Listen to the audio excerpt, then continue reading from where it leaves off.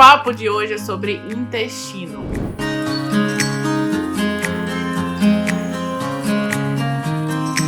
Pra quem me segue no Instagram, né, e que se você não me segue, me siga, vai estar passando meu arroba em algum lugar aqui, sabe que eu falo muito sobre a saúde intestinal e o quanto que ela afeta em todo o organismo. E eu quero muito explicar pra vocês o porquê, como é que isso acontece, como a gente pode melhorar a saúde intestinal de forma geral. Pra começar, a gente conhece muito a função principal, vamos dizer assim, do intestino, que é absorver os nutrientes, né? A gente aprende até na escola, enfim, que o intestino é responsável por absorver os nutrientes depois da digestão. É importante saber que o intestino também tem um papel importante na digestão, tá, gente? Então, ele precisa de uma microbiota equilibrada, e a microbiota são os agentes comensais, né? Que são nossos amigos que vivem ali no intestino. Ele tem uma função de digestão ali no duodeno, que é a primeira parte do intestino, mas sim, ele absorve os nutrientes. E só por essa função a gente já consegue entender a complexidade, né? O quanto que o intestino consegue melhorar ou piorar qualquer patologia. Então, falando só dessa função, se ele absorve os nutrientes, e a gente precisa de nutrientes para fazer tudo no corpo, gente, para os movimentos involuntários dos órgãos, mas também para os movimentos voluntários, para a respiração celular, que é uma respiração que acontece lá a nível celular, tá dentro da célula, para a formação do que a gente chama de ATP, né, para a produção de energia de forma geral do corpo.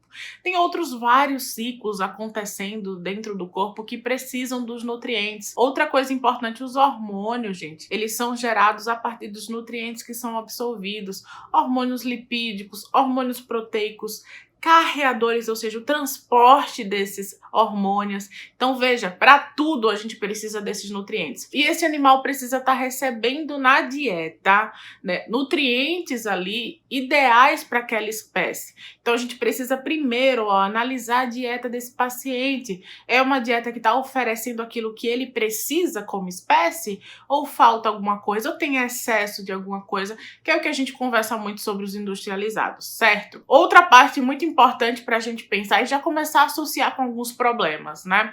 Imagina que todos esses nutrientes que vão entrar lá através do intestino, eles precisam chegar em todas as partes do corpo, inclusive na pele. E a gente vê muito problema de pele, né, o tempo inteiro. Eu trato muito problema de pele. Então, a pele é o último órgão que vai receber nutrientes, gente. Então, imaginem a dificuldade dessa pele de receber nutrientes se esse intestino ele não tá absorvendo bem.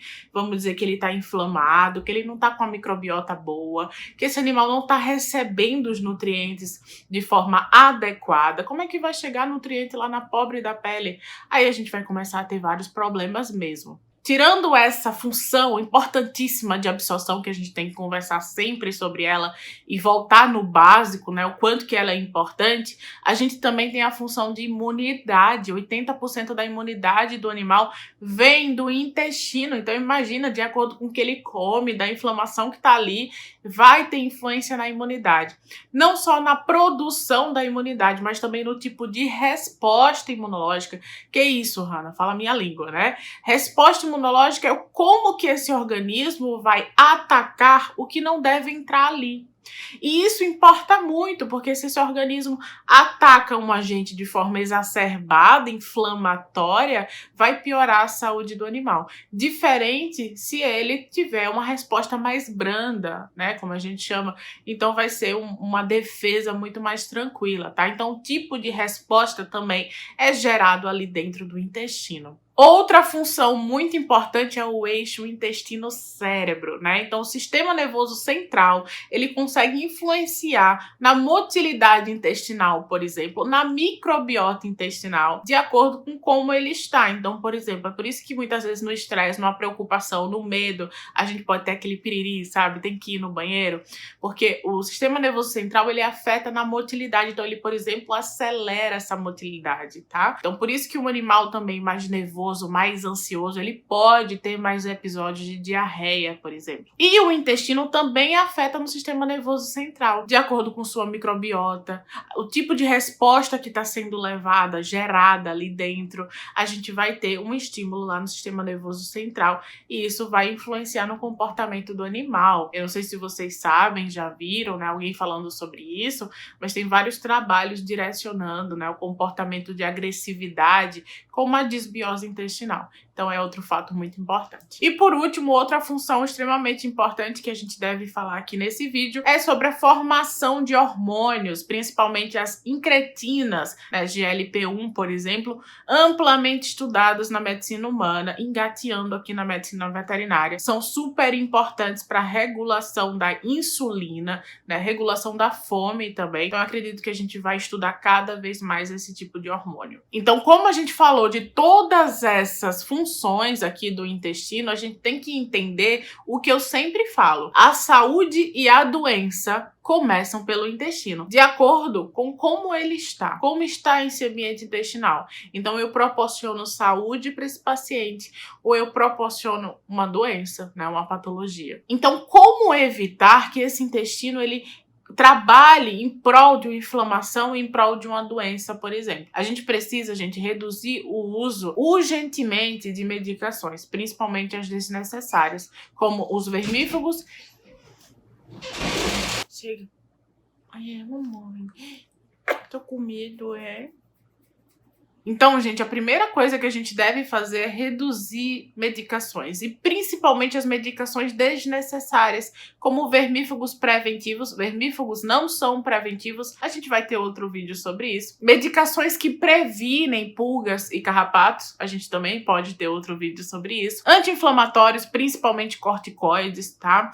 E antibióticos. Gente, a forma que a gente usa essas medicações hoje em dia é de uma forma, assim, completamente desenfreada e muitas vezes desnecessárias. Então, analisar se o uso é realmente necessário é muito importante para a gente manter uma boa saúde intestinal. Se a gente usa muito essas medicações, a gente vai começar a enfraquecer a microbiota intestinal. Quando a gente enfraquece a microbiota intestinal, acontece um fenômeno que é chamado de leaky gut, ou hiperpermeabilidade intestinal. Porque o intestino é uma mucosa semipermeável, mas quando ela está lesionada, quando ela é agredida, quando a microbiota está sendo agredida, a gente tem aumento dessa permeabilidade. Então o intestino, que é para estar como uma barreira assim toda ligadinha, ela fica toda aberta, gente. Ela fica cheia de poros.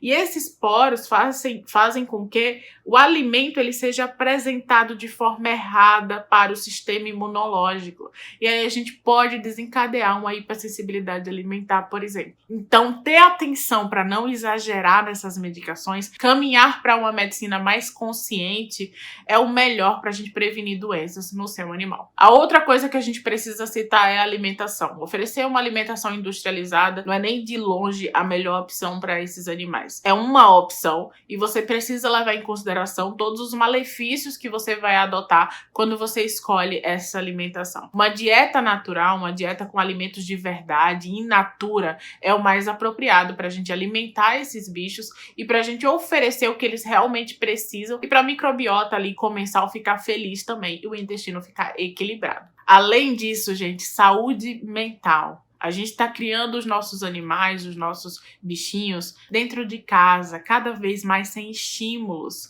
E isso é muito ruim para eles. Eles precisam de estímulos mentais para ter uma boa saúde, uma boa microbiota. E aí ter um intestino, um ambiente intestinal desinflamado, gerando resposta menos inflamatória. Então tudo isso afeta para um bom intestino e, consequentemente, uma boa saúde do animal. Bom, então era isso que eu queria te alertar sobre a saúde intestinal e fazer com que vocês pensem que a gente precisa começar a tratar os nossos animais pelo intestino, o quanto que é importante a gente melhorar esse ambiente para ter saúde de forma geral desse bichinho, tá? Agora que você tá super informado com relação a isso e como a saúde intestinal é informação pouco disseminada, passa esse vídeo para alguém que tem pet, que nunca ouviu sobre isso, que você vai ajudar cada vez mais bichinhos aí a melhorar a sua saúde, tá bom? Então é isso, até o próximo vídeo.